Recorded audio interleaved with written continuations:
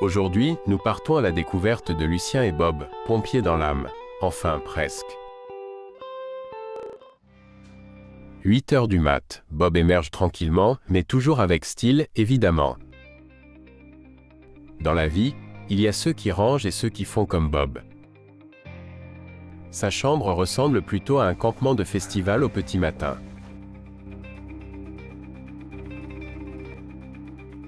Lucien, c'est un ayatollah de l'ordre.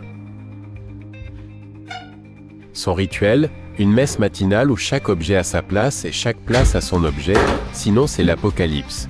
Sa tenue est plus impeccable qu'un costume de mariage. Il traque le moindre poil de nez égaré, il fait même des retouches de peinture pour être en harmonie avec sa chambre. C'est un grand malade du feng shui. La pause matinale pour Lucien, c'est un peu comme une zone de guerre.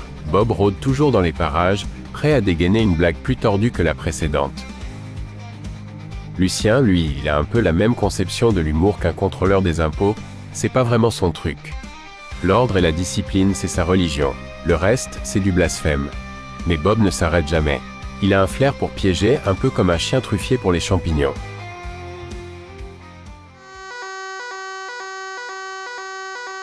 Quand ces deux-là partent en intervention, c'est un peu comme un couple de clochards qui se disputent le dernier mégot trouvé par terre. Une compétition sordide et pathétique mais tellement divertissante. Arriver le premier dans le fourgon, c'est une question d'honneur. Lucien taille les courbes au cordeau, se sert de son talent de transformiste. Il fait preuve d'une dextérité à faire pâlir un chef d'orchestre qui dirige ses musiciens avec des moufles. Mais aujourd'hui, c'est Bob le vainqueur. Lucien devra sortir la peau de chamois et le cirage pour faire briller ses rangers.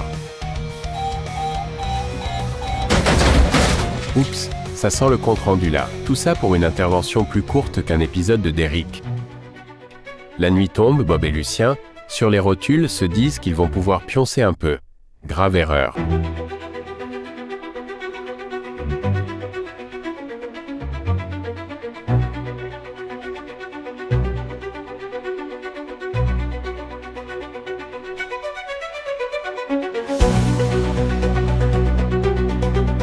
Pour Lucien et Bob, la nuit a été très longue.